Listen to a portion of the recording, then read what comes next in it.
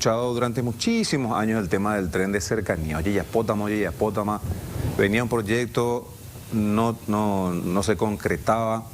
El último era bastante ambicioso, con dinero de Corea, se iba a llevar adelante. Algo pasó allí, hay explicaciones oficiales que no convencen, ahora hay un nuevo proyecto otra vez. Se aprobó esto en el Senado y obviamente hay oposición, una cuestión muy polémica porque dicen que no hay estudio de prefactibilidad de este nuevo proyecto, una ambición de que se forme desde Pacaraí hasta Asunción, tratar de descongestionar un poco el tránsito en el transporte público a través de los buses. Una cuestión allí que, a pesar de todo eso, se está llevando adelante. Este gobierno al menos le está dando el impulso, una vez más sin mucho diálogo, sin explicar a fondo todo esto cómo va a ser, sobre todo este nuevo proyecto. Por eso queremos preguntarle a Ricardo Roa, que está allí en el Congreso, qué es lo que se aprobó, qué se sabe de este nuevo proyecto, porque ya le dieron luz verde. ¿Cómo está? Buenas tardes. Hola, Elvio, ¿qué tal? Muy buenas tardes. A todo vapor, como se suele decir, los cartistas, y también hay que decir que algunos de la oposición, senadores, se han sumado a la aprobación de este proyecto de ley que busca justamente la implementación del tren de cercanía entre Asunción y Pacaraí Asunción, que ya se venía dialogando ya, pero hace bastante tiempo. De hecho, hay un proyecto que ha fracasado, que era justamente relacionado a un dinero que iba a ser entregado por Corea del Sur, en este caso para poder implementar todo este proyecto. Eso por cuestiones políticas habían dicho que finalmente terminó fracasando. Sin embargo, se presentó un nuevo proyecto, en este caso por el Poder Ejecutivo. La obra estaría a cargo, en este caso, como responsable tendría al Ministerio de Obras Públicas y Comunicaciones, y en este caso la concesionaria, que sería FEPASA, es la que se encargaría de hacer el llamado a licitación a las empresas privadas que quieran participar de este proyecto. Lo que queda muchas dudas en un sector de la oposición es justamente eso. No hay un estudio responsable de prefactibilidad. Está el problema de siempre, que es justamente la franja de dominio y la cantidad de viviendas que están ubicadas justamente en ese sector, cómo se va a realizar justamente todo ese proceso de desafectación de varios de esos inmuebles que están allí en el lugar, también el costo en general de la obra. No hay un monto especificado, si bien se había mencionado en su momento un monto de $600 millones aproximadamente, que sería el costo total que demandaría el tren de cercanía. Sin embargo, en el momento en el que el Ejecutivo vuelve a remitir este proyecto solicitando incluso un tratamiento de urgencia, no ha entregado toda la información. Decía la senadora Esperanza Martínez, que era justamente una de las senadoras que votó en contra de este proyecto. Ella mencionaba que en el momento en el que se realizaron las audiencias públicas se le consultó muchas de estas cuestiones al presidente de FEPASA, y él no pudo evacuar justamente esas consultas a las dudas que se tenía o que se tiene sobre este proyecto.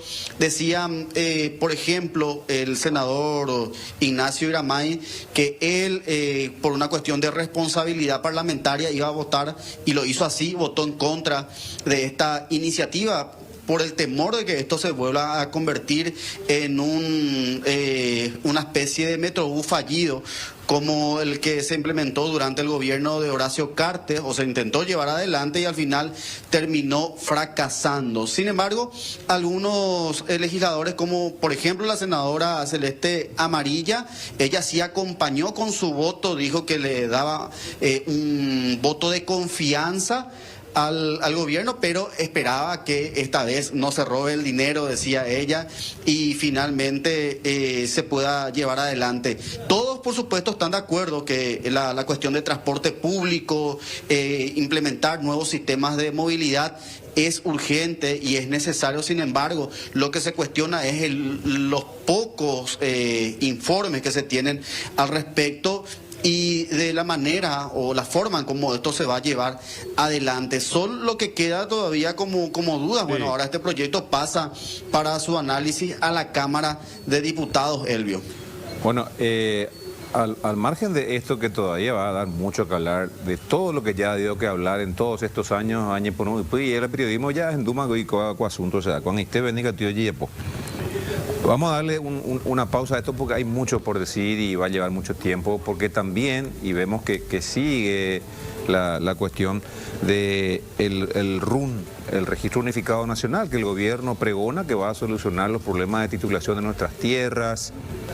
Hay gente que, sobre todo los profesionales, escribanos, notarios, no están del todo convencidos con esto. También estaban pidiendo diálogos para todos estos proyectos que el oficialismo le está imprimiendo de velocidad. Se pide diálogo nomás, ¿verdad? Pero no se está dando esos espacios tampoco con esto. Y también el Senado aprobó esto con algunas modificaciones. También está yendo por un carril rápido, Ricardo.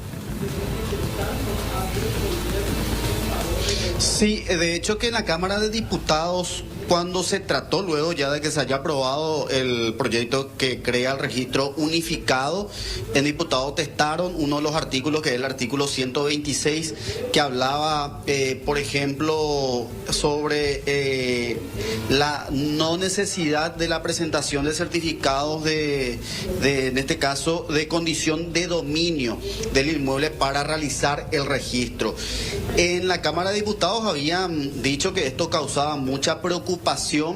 Algunos senadores el día de hoy también en esa misma línea discursiva plantearon que ese artículo agregado a este proyecto traería serias consecuencias en materia de seguridad jurídica. Una de las que defendía la versión de la Cámara de Diputados es la senadora Blanca Ovelar, y ella decía justamente que en diálogo con otros escribanos, ellos les mencionaban que incluso se podía dar la posibilidad que la persona que tiene dinero y que puede registrar primero, se adelanta, es la que finalmente va a tener mayor derecho sobre un inmueble si se elimina la necesidad de presentar un certificado de condición de dominio. Finalmente quedó nuevamente la versión de la Cámara de Diputados, que no tiene en cuenta ese certificado, y esto vuelve nuevamente con esas modificaciones que se realizó el día de hoy a la Cámara de Diputados, donde se había dado justamente, donde se había testado justamente este artículo que genera mucha duda a algunos de los legisladores, principalmente de la oposición. Más vale, sí. Esperemos también que recorra el circuito legislativo. Son cuestiones